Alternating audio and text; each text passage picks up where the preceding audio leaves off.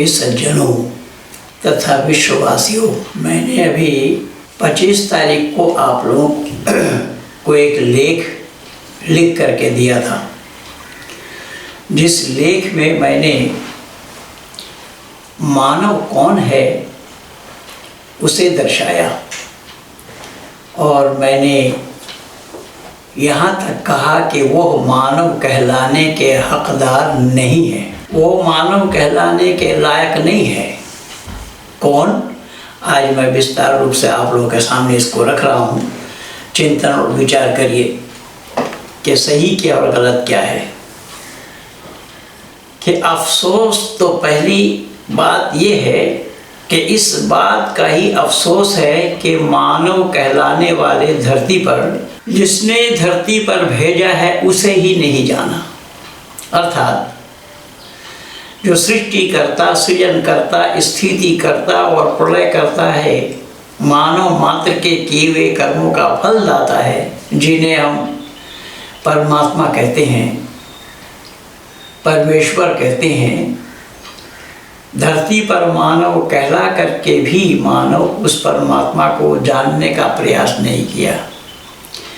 इसमें से कुछ लोग मानते हैं, कुछ लोग मानते नहीं हैं, कुछ लोग उस परमात्मा को अस्वीकार कर रहे हैं, जिन्हें हम और आप नास्तिक भी बोलते हैं। यद्यपि नास्तिक शब्द वो नहीं है, क्योंकि नास्तिकता में आस्तिकता भरी हुई है। ना धन अस्ति, ना माने नहीं, इशारा किधर है? परमात्मा की तरफ। वो फौरन कहता अस्ति, अस्ति माने है। इसीलिए मनु महाराज ने भी लिखा है कि नास्तिक कौन है? नास्तिको वेद निंदक। जो वेद निंदक है वो नास्तिक है। तो आज धरती पर ऐसे लोगों की भरमार है। यही कारण बना कि परमपिता परमात्मा ने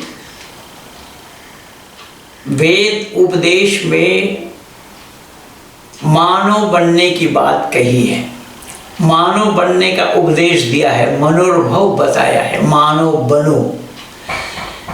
इससे पहले भी कई बार मैं बोल चुका हूँ, मानव बनो का मतलब ये है कि हम मानव धरती पर बन करके नहीं आए, धरती पर आने के बाद ही हमें मानव बनाया जाता है। इसके लिए एक छोटा सा उदाहरण मैं दे रहा हूँ। छोटा सा उदाहरण मैं ये दे रहा हूँ कि जैसा इसका नाम पुस्तक है, ये सत्याप्रकाश है।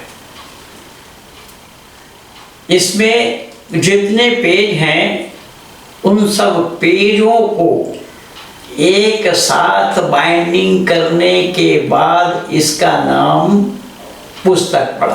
अर्थात पुस्तक संस्कार मिलने के बाद बना पुस्तक। जब संस्कारित नहीं था, अर्थात एक एक पन्ने अलग अलग बिखरे हुए थे, ऐसे ही छप करके आया 16 पेज, उसको फोल्डिंग किया गया, फिर बाइंडिंग की गई, तब इसका नाम पुस्तक पड़ा। ठीक इसी तरीके से आप देखेंगे लोहा बनता है कहाँ? खदान में। लेकिन उस मिट्टी को जब हम खदान से निकालते हैं, उसका नाम माइक नहीं होता है, उसका नाम कोई यंत्र नहीं पड़ता। लोहे से बनाए हुए सामान को जब तक हम उसको भट्टी में नहीं तपाएंगे, नहीं गलाएंगे, किसी फरमा में रख करके उसकी रूपरेखा नहीं करेंगे, नहीं देंगे, उसको संस्कारित नहीं करेंगे, तो उसका नाम कोई वस्तु बनेगा नहीं। जैसा मैं ये पुस्तक का हवाला दिया, ये पेज है, इसका नाम पुस्तक नहीं है, इसे कोई लोग पुस्तक नहीं बोलेंगे। अगर कोई इसी को ही पुस्तक कहे तो लोग कहेंगे कि ये इसको पुस्तक के बारे में जानकारी नहीं है। ठीक यही प्रमाण है कि इन समग्र जुजों को एक साथ इकट्ठा करके बाइंडिंग करने का नाम, जब ये तैयार हुआ, संस्कार दिया गया इस पे, तब इसका नाम पुस्तक पड़ा। तो मानव को भी ठीक इसी तरीके से संस्कारित होना पड़ता है। धरती पर आने के साथ वो संस्कारित नहीं है, उसको संस्कारित किया जाता है, उस पर संस्कार चढ़ाया जाता है, तब उसका नाम कहीं जाकर मानव पढ़ता है तो मानव बनने की बात आई है, इसलिए वेद में मनोर्भव, मानव बनो। लेकिन दुर्भाग्य ये है कि आज संपूर्ण विश्व में ये देखने को मिलता है कि मानव मानव से लड़ रहा है, जबकि ये लड़ने का काम मानव का नहीं है। मैं कई बार बोल चुका हूँ। और लड़ाई किस बात से है? ईश्वर के नाम से है। ईश्वर के नाम से लड़ाई है, अल्लाह के नाम से लड़ाई है। इसीलिए जरा विचार करके देखना कि ये लड़ाया कौन? मानव को मानव से किसने लड़ाया? कौन है वो लड़ाने वाला? तो आज मैं दावा के साथ आप लोगों के सामने सप्रमाण ये प्रस्तुत करूंगा कि लड़ाने वाले का नाम अल्लाह है, खुदा है और कुरान है। मैं केवल बोलूंगा नहीं, मैं हवाला दूंगा। क्या आज संपूर्ण विश्व के आंगन में जो मानव समाज में लड़ाइयाँ चल रही है तो अल्लाह के नाम से है। धरती पर सिर्फ हमें रहना है, औरों को रहने नहीं देना है, औरों को रहने का कोई अधिकार नहीं है। यही कारण बना के एक दूसरे को मारने के होड़ में लगे हैं। जो लोग अल्लाह के नाम से लड़ रहे हैं उन्हें अल्लाह ने मानव बनने के लिए नहीं बोला। उन्हें अल्लाह ने मानवता का पाठ नहीं पढ़ाया। अल्लाह ने उन्हें मुसलमान बनाया, ईमानदार बनने के लिए कहा। मानवता का पाठ नहीं पढ़ाया और मानव बनने का उपदेश भी नहीं दिया। संपूर्ण कुरान में मानव बनो, संपूर्ण कुरान में कहीं नहीं पाएंगे आप। अल्लाह उन्हें सिर्फ और सिर्फ मुसलमान बनने का उपदेश दिया, ईमानदार बनने का उपदेश दिया। संपूर्ण कुरान भरा पड़ा है। अर्थात अल्लाह की नज़र में जो ईमानदार नहीं बना वो सब के सब बेईमान हैं। और अल्लाह ने ईमानदार बनाने के लिए अपना फौज भेजा है, पैगंबर जिनका नाम है। पैगंबर के माने पैगाम लाने वाला। पैगाम किनका? अल्लाह का। पैगाम क्या? मानव को ईमानदार बनाने का। ये पैगाम अल्लाह के है। और अल्लाह ने उन पैगंबरों के द्वारा समय समय पर 1 लाख या 2,24,000 पैगंबर है संपूर्ण धरती पे बताया जाता है। लेकिन गिनती इनकी कहीं नहीं है, कोई भी गिन करके नहीं बता पाएंगे, ये जानते भी नहीं है गिनती होता क्या है। खैर, तो अल्लाह ने समय समय पर पैगंबर भेजा और उन पैगंबरों के द्वारा लोगों को ईमानदार बनने की दावत दी, ईमानदार बनाया। और पूरे दुनिया भर में इसे फैलाने के लिए कितनी न मालूम कितनों को मौत के घाट उतार दिया गया। यहाँ तक कि ये आदेश है कुरान का और कुरानी अल्लाह का, और इसे चरितार्थ किया है पैगंबर ने और इस्लाम कहलाने वालों ने। इस्लाम के फैलाने में अल्लाह भेजे हैं पैगंबर, रसूल। अल्लाह के इन्हीं हुक्म का पालन करते हुए पैगंबरों ने, रसूलों ने अपने सगे संबंधियों को भी मौत घाट उतारा। कारण अल्लाह ने उन्हें भेजा ही इसी काम के लिए था कि इस्लाम का विस्तार करो। अल्लाह को कोई और पसंद नहीं है, अल्लाह और किसी को पसंद नहीं करते हैं। अल्लाह को केवल इस्लाम विस्तार करना है, करवाना है, और पैगंबरों के द्वारा संपूर्ण दुनिया में इस्लाम विस्तार करो। कारण पैगंबर कहलाते वही हैं जो इसी इस्लाम को विस्तार करने के लिए अल्लाह के भेजे हुए आए और उन्हीं आदेश का पालन किया। यहाँ तक कि इसे अल्लाह का पैगंबर अल्लाह के दिए हुए आदेश का पालन करते हुए अपने सगे चाचा को भी कत्ल किया। हज़रत मोहम्मद साहब की बात मैं बता रहा हूँ। इस्लाम को फैलाने के लिए अपने चाचा को भी मौत के घाट उतारा और अपने सगे संबंधियों को भी मौत की नींद सुलाए। इससे मानव समाज को अथवा जो लोग अपने को मानव कहलाते हैं उन्हें इसे समझना पड़ेगा कि मानव समाज में झगड़ा क्यों और कैसे हुआ और किसके द्वारा हुआ झगड़ा, और झगड़ा लगाने का मूल कारण क्या है। झगड़ा लगाने का मूल कारण यही है सबको ईमानदार बनाने का। कोई भी बेईमान रह जाए, कोई भी बेईमान ना रह जाए, सब ईमानदार बने। और ईमानदार क्या है? जो इस्लाम को माने, अल्लाह को मानना, अल्लाह के पैगंबरों को मानना, रसूलों को मानना, 4 किताबों को मानना, तौरात, ज़बूर, इंजील और कुरान को मानना, क़यामत के दिन को मानना, मौत के बाद वाली ज़िंदगी में जन्नत और जहन्नुम में जाना है इसको मानना, और अच्छे बुरे का किस्मत को अल्लाह ने बनाया इसको मानना। ये ईमान के दायरा है और ईमान का परिभाषा बड़ा लंबा है। तो उसे जान लेना, उस पर अमल करना, ये ईमानदार कहलाता है। आज धरती पर इन्हीं मानवता को त्याग दिया है, इन लोगों ने मानवता को त्याग दिया है। मानवता क्या है, मानव कौन है, इसे जानने का भी प्रयास नहीं किया गया, और ना अल्लाह ने कहीं बताया कि मानवता ये है या मानव बनो। ये उपदेश अल्लाह में कहीं नहीं दिया है। अल्लाह ने ईमानदार बनने की बात कही है। अभी देखिए सूरा 33 आयत नंबर 41 में अल्लाह ने जिक्र फरमाया है, या अय्युहल्लज़ीना आमनू ज़कुरुल्लाह ज़िक्रन कसीरा। ईमान वालो, बकसरत खुदा को याद करो। खुदा को याद करना कोई बुरी बात नहीं है, लेकिन जो खुदा औरों को मारने का हुक्म दे कि केवल ईमानदार ही रहे, इसके अतिरिक्त कोई ना रहे, ऐसे खुदा की इबादत करने का क्या मतलब हुआ? जो प्राणी मात्र का कल्याण करे, प्राणी मात्र का जो भला चाहे, ऐसे परमात्मा को, क्योंकि परमात्मा परमात्मा का जो स्वाभाविक गुण है वो प्राणी मात्र के कल्याण करने का गुण है। केवल इतना ही अल्लाह ने और जिक्र फरमाया, या अय्युहल्लज़ीना आमनू ला तकूनू कल्लज़ी आज़ू मूसा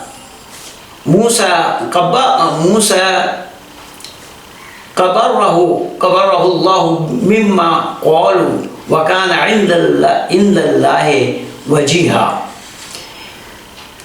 सूरा नंबर 33 आयत नंबर 69। ऐ ईमान वालों, खबरदार तुम लोगों को भी ये जानना चाहिए कि मूसा को तकलीफ दे दी, कि पैगंबर का नाम आया है, कि पैगंबरों के साथ जिन लोगों ने पैगंबरों की बातों को नहीं माना, अल्लाह ने उनको मौत के घाट उतार दिया। ऐसी घटना भरी पड़े कुरान में, मैं अनेक प्रमाण दिया हूँ। तो यहाँ पर मूसा के साथ जिन लोगों ने ज़्यादती की थी, मूसा की बात को जिन लोगों ने नहीं माना था, उन लोगों को हलाक किया अल्लाह ने।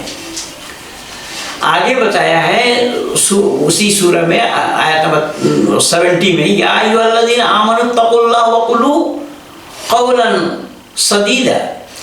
ऐ ईमान वालों, खुदा से डरते रहो और जब कहो तो दुरुस्त बात करो।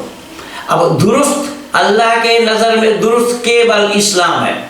इस्लाम के अतिरिक्त अल्लाह के नज़र में कोई भी दुरुस्त नहीं है, कोई भी ठीक नहीं है, कोई भी सच नहीं है, सब झूठा है, सब झूठ है अल्लाह के नज़र में। केवल अल्लाह की कई भी बात सच बताया जाता है। केवल इतना ही नहीं, आयत नंबर 61 के 2 में बतलाया, या अय्युहल्लज़ीना आमनू लिमा तक़ूलूना मा ला तफ़अलून। ऐ ईमानदारों, तुम ऐसी बातें क्यों करते हो जो नहीं किया जाता। अब जो बात, तुम ऐसी बातें क्यों कर रहे हो जो नहीं किया जाता। अब मौत के घाट उतारने की बात करना अल्लाह के नज़दीक कोई गुनाह नहीं है, कोई पाप नहीं है। यहाँ केवल मैं बता रहा हूँ, केवल ईमान लाने वालों की बात कही गई है। या अय्युहल्लज़ीना आमनू तक़ुल्लाह व क़ूलू मअस-सादिक़ीन। सूरा 9 आयत नंबर 119। ऐ ईमानदारों, खुदा से डरो और सच्चों के साथ हो जाओ। सच्चा केवल एक इस्लाम ही सच्चा है, बाकी सब झूठा है। तो इस्लाम को कबूल करने के लिए, और जो कबूल इस्लाम नहीं किया उनको मौत के घाट उतारा, अपने सगे संबंधियों को तरह मैं बोला हूँ। आगे बतलाया कि या अय्युहल्लज़ीना आमनू इज़ा लक़ीतुमुल्लज़ीना कफ़रू ज़हफ़न फ़ला तुवल्लूहुमुल अदबार। आयत सूरा नंबर 8 आयत नंबर 15 में, ऐ ईमानदारों, जब तुमसे कुफ्फार से मैदान जंग में, शब्द पर ध्यान देना, यहाँ क्या बताया अल्लाह ने सूरा अनफाल के अंदर में, कि ऐ ईमानदारों, जब तुमसे कुफ्फार से मैदान जंग में मुकाबला हो जाए तो उन्हें पीठ मत दिखाना।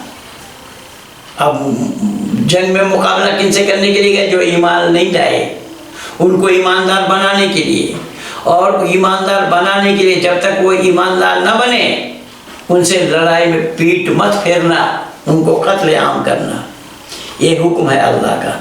केवल इतना ही नहीं, अल्लाह ने और जिक्र फरमाया है, या अय्युहल्लज़ीना आमनू कुतिबा अलैकुमुस सियाम कमा कुतिबा अलल लज़ीना मिन क़ब्लिकुम लअल्लकुम तत्तक़ून। सूरा 2 आयत नंबर 183। ऐ ईमानदारों, रोज़ा रखना जिस तरह के तुम्हारे पहले वाले लोग भी रोज़ा रखते थे। आगे बताइए, या अय्युहल्लज़ीना आमनू इन तंसुरुल्लाह यंसुरकुम व युसब्बितुल अक़दामकुम। ऐ ईमानदारों, अगर तुम खुदा के दीन की मदद करोगे, देखिए खुदा का दीन है, ये दीन है खुदा का है इस्लाम, इसके अतिरिक्त अल्लाह किसी को फूटी आंखों से भी देखना नहीं चाहता। वो तुम्हारी मदद करेगा। खुदा के दीन की मदद करोगे तो वो तुम्हारी मदद करेगा।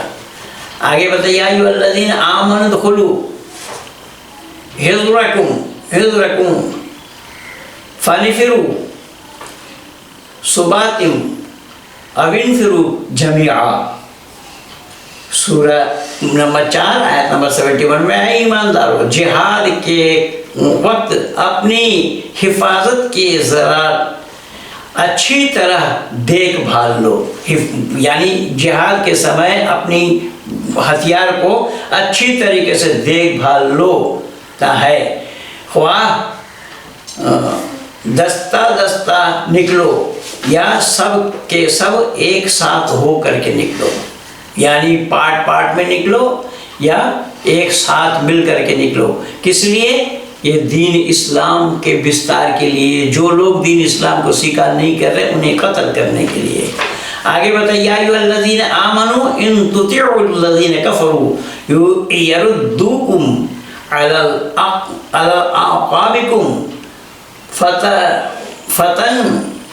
फतनक़लिबू ख़ासिरीन।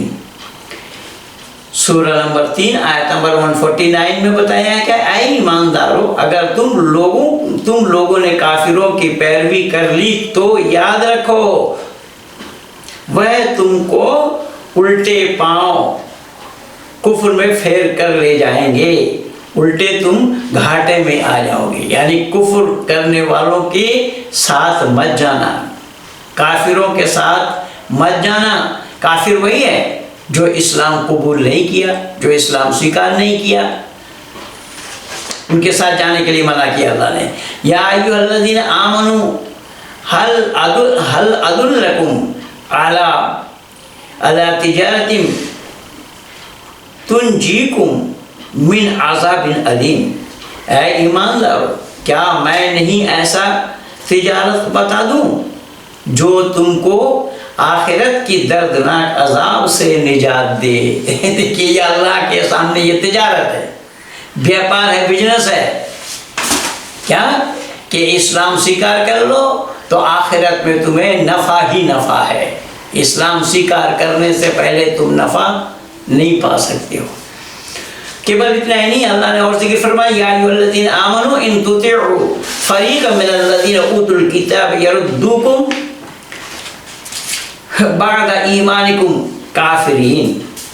सूरा 3 आयत नंबर 100 में, ऐ ईमान वालों, अगर तुमने अहले किताब की किसी फिरके का भी कहना माना तो याद रखो वह तुमको ईमान लाने के बाद फिर भी दोबारा काफिर बना छोड़ेंगे। यानी उन अहले किताब, यानी जो इस्लाम को नहीं माना और जो पहले जो किताब अल्लाह की थी भेजी हुई, उन किताबों के मानने वाले को अहले किताब कहा गया। तौरात, ज़बूर और इंजील के मानने वालों को अहले किताब कहा गया है।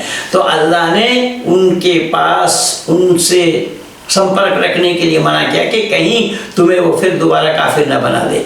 या अय्युहल्लज़ीना आमनू अतीउल्लाह व अतीउर रसूल व ला तुब्तिलू अअमालकुम।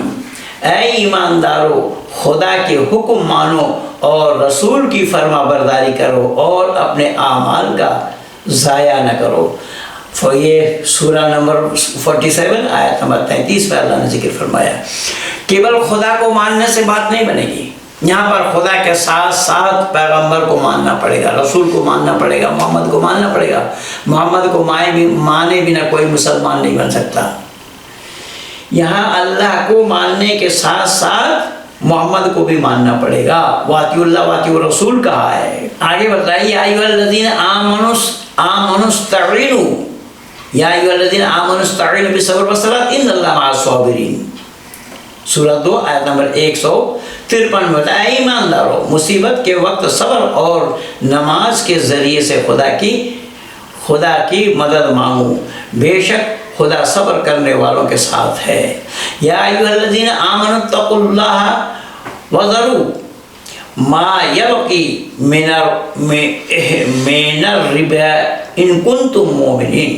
है ईमानदारों, खुदा से डरो और जो सूद लोगों के ज़िम्मे बाकी रह गया है, उसे अगर तुम सच्चे मोमिन हो तो छोड़ दो।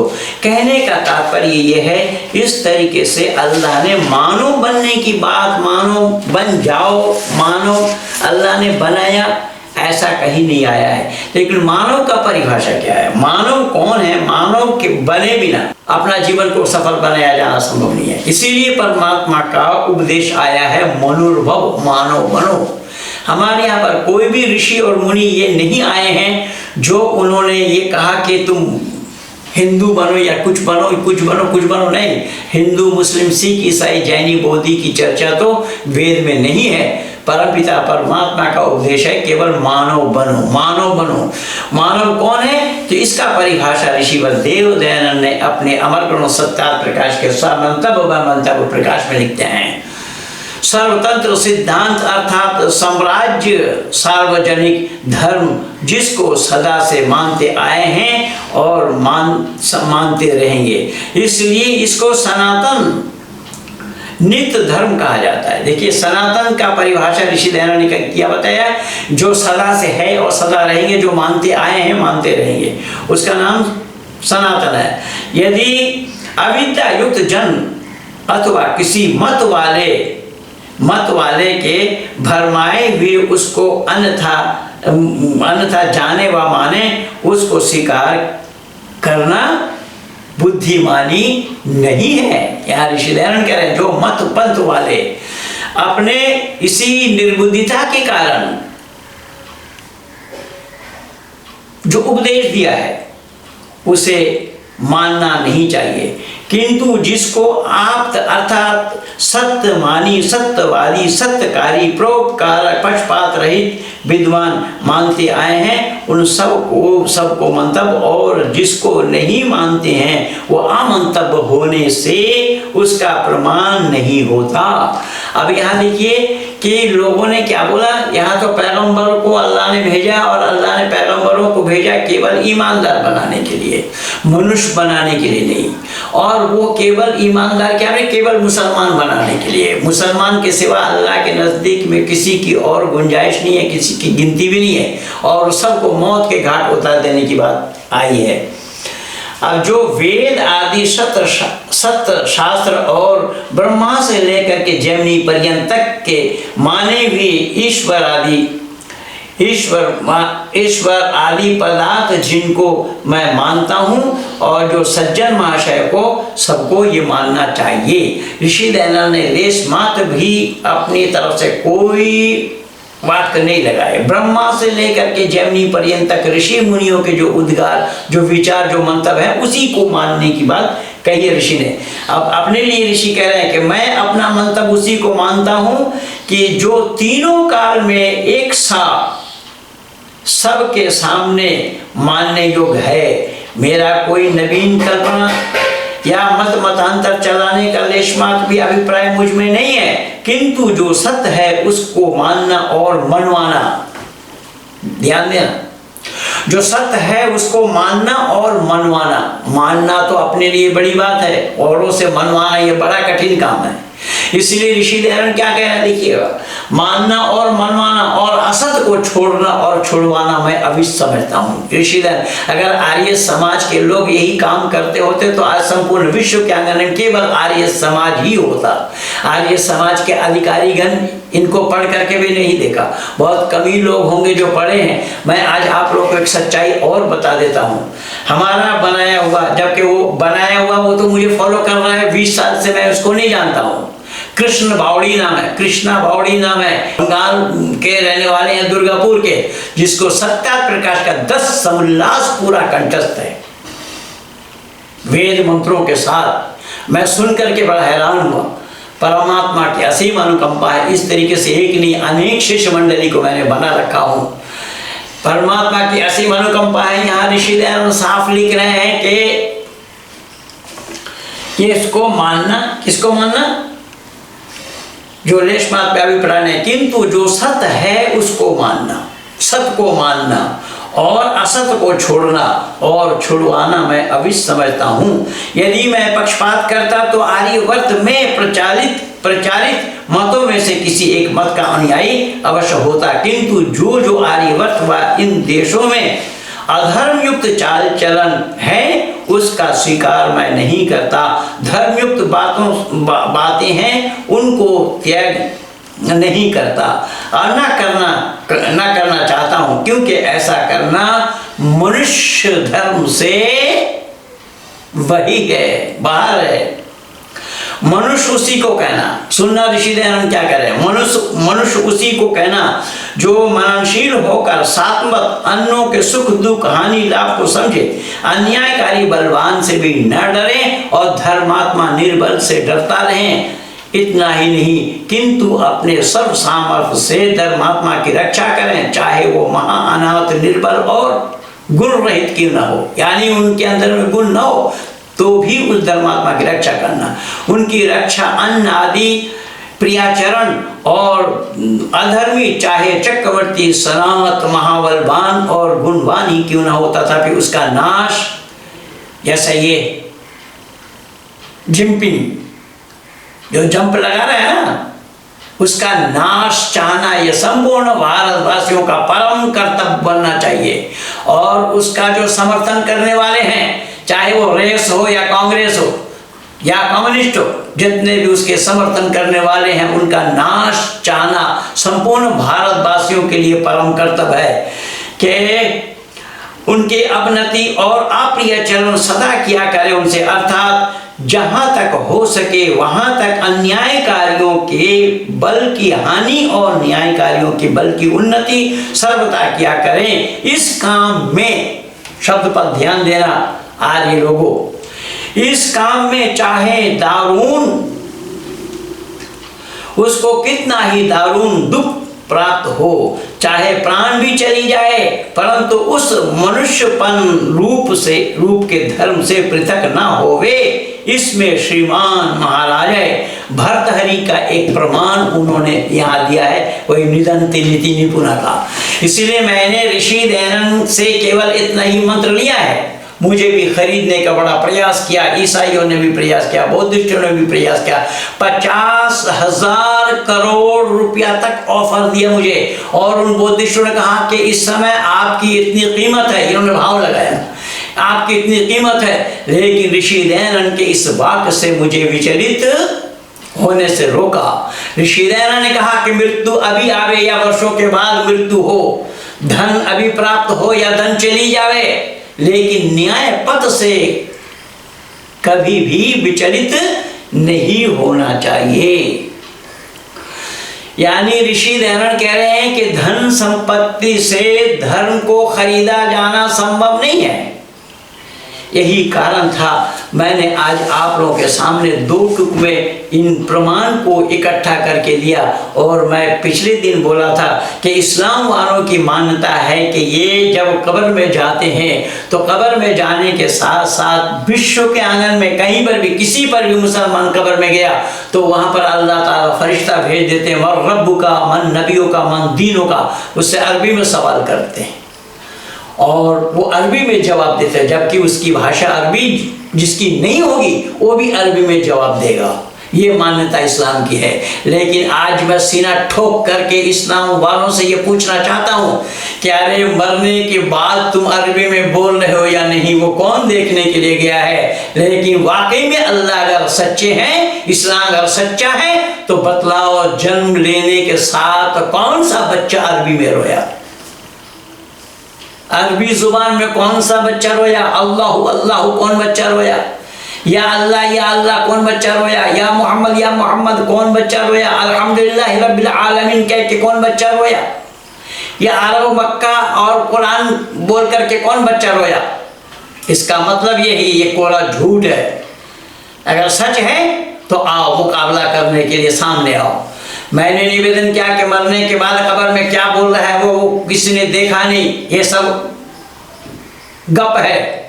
लेकिन जन्म लेते ही अगर ये सच होता तो जन्म लेते ही अल्लाह जन्म लेने वाले बच्चे के जुबान से आवाज निकलवा देते अरबी में, तब सच्चाई प्रमाणित होता। ये इसीलिए असत है और असत ही रहेगा। ये मजहब है, मजहब धर्म नहीं होता। धर्म मनुष्य मात्र के लिए एक है। जो परिभाषा मैं आप लोगों को बताया हूँ, जो धर्म के बारे में ये बताया गया है, इसलिए वो धर्म बिकाऊ माल नहीं होता। धर्म को कोई खरीद नहीं सकता। धर्म सत्य से जुड़ा हुआ है, इसलिए जो सत्य को अपनाया नहीं वो मानव कहलाने के हकदार भी नहीं बनेंगे। अभी यहाँ देखिए, अल्लाह के नाम से जो कुछ भी ये कुरान में बताया गया है, कहा गया है, बतलाया गया है, ये किस तरीके से पक्षपातपूर्ण है देखिएगा। और इन बातों को, कुरान की इन बातों को जो लोग पत्थर की लकीर मान करके इनको सच मान रहे हैं, वो मानव कहलाने के हकदार नहीं होंगे। भले ही वो मुसलमान कहला सकते हैं, ईमानदार कहला सकते हैं, मोमिन कहला सकते हैं, लेकिन इंसान कहलाने के वो अधिकारी नहीं बनेंगे। क्योंकि जो सच को नहीं माना वह इंसान कहला नहीं सकता। इंसान के साथ सत्य जुड़ा हुआ है। सत्य सत्य सत्य। जो सत्य को नहीं अपनाया वह इंसान कहलाने के हकदार नहीं है। अगर ये सत्य से जुड़ते होते तो चांद का टुकड़ा होना, कहीं कहीं बाज महिला का संतान हो जाना, और कहीं कुंवारी महिला से ही संतान उत्पन्न करा देना, कहीं छोटे दूध मुही बच्चे से बुलवाना, ये सब विज्ञान विरुद्ध बात है, मेडिकल साइंस के भी विरुद्ध है, मानवता के भी विरुद्ध है। ऐसे कुरान भरी पड़ी है। कुरान ऐसे ही परिपूर्ण है इन्हीं बातों से। कहीं अल्लाह ने किसी को हलाक कर दिया, कहीं जिब्रील के माध्यम से फरिश्ता भेज करके कहीं कुछ कहा। मैं आप लोग को बताया कि लूत के काल में किस तरीके से लूत के कौम के लोगों को अल्लाह ने तबाह किया, करवाया अपने फरिश्तों से। और यही समय समय पर युद्ध लड़ने के लिए जो गए पैगंबर, तो पैगंबर के पक्ष में अल्लाह ने फरिश्ता भी भेजा औरों को मानने के लिए। जहाँ पर ये सब बातें, इसको पत्थर की लकीर जहाँ माने जा रहे हैं, जो लोग मान रहे हैं, वो मानव कहलाने के हकदार नहीं बनेंगे, क्योंकि ये सब असत है। सत्य अगर है तो ला करके सामने प्रमाण करें, प्रमाण दें कि हाँ ये सच है, और सच होना कभी भी संभव नहीं है। इसका मैं एक छोटा प्रमाण दिया हूँ कि कोई भी बच्चा जन्म लेने के साथ अरबी जुबान में क्यों नहीं बोलता। मरने के बाद कौन देखा है वो कब्र में क्या बोल रहा है? वो कोरा झूठ है। मरने के बाद किसी ने देखा नहीं, किसी ने जाना भी नहीं है। ये तो केवल किताबी जमा खर्च है, किताब में लिखी गई है, किताब में बताया गया है, उपदेश दिया गया है। लेकिन जो जन्म ले रहा है, जो सबके सामने है, दुनिया वालों के सामने है, वो जन्म लेने वाला बच्चा कभी अरबी में रोया हो तो बताओ। और मैं बताया हूँ, पिछले वीडियो में बताया हूँ कि धरती पर कोई भी जन्म लिया आया, धरती पर किसी भी मुल्क में आए, वो सबका रोने, हंसने, चिल्लाने, पुकारने की आवाज़ एक ही है, जिसको स्वर कहा जाता है। और स्वर वही है, स्वयं राजंता इति स्वरा, जो अपने आप में राजा है, जो किसी का सहयोग नहीं लेता, किसी का बिना सहयोग लिए बोलता है, उच्चारण करता है, उसका नाम स्वर है। इसलिए आओ, जिसको जानकारी लेनी हो मैं इंद्रपाल के दरबार में आओ, मैं फ्री में सिखाऊंगा। इन्हीं शब्दों के साथ मैं चाहूँगा कि अपने वाणी को यहीं पर विराम दो।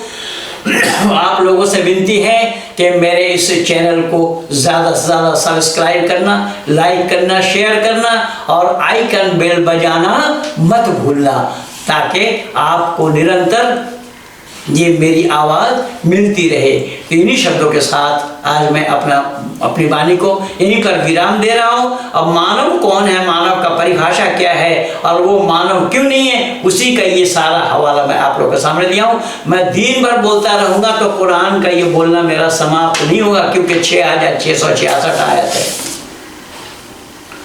कभी था जो 7.5 घंटा 8 घंटे में एक साथ बैठ करके सुनाया, लेकिन अब तो आहिस्ता आहिस्ता मैं भूलता जा रहा हूँ।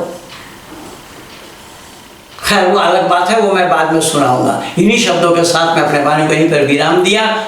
और मानव और मानवता का परिभाषा मैंने आप लोगों को बताया। मानव कौन है, मानव किसको कहा जाता है, मानवता का परिभाषा क्या है, मानव किसको कहना चाहिए, आदि आदि प्रमाण ऋषि व देव लहरन के अमर ग्रंथ सत्यात प्रकाश से मैंने आप लोगों को सुनाया हूँ। आप लोग भी इसे जानने का प्रयास कीजिए और हिंदू मुसलमान सिख ईसाई जैनी बौद्धी ना बनकर मानव बनकर के खुद सुखी बने, औरों को भी सुख पहुंचाए। इन्हीं शब्दों के साथ कहिए भारत माता की जय।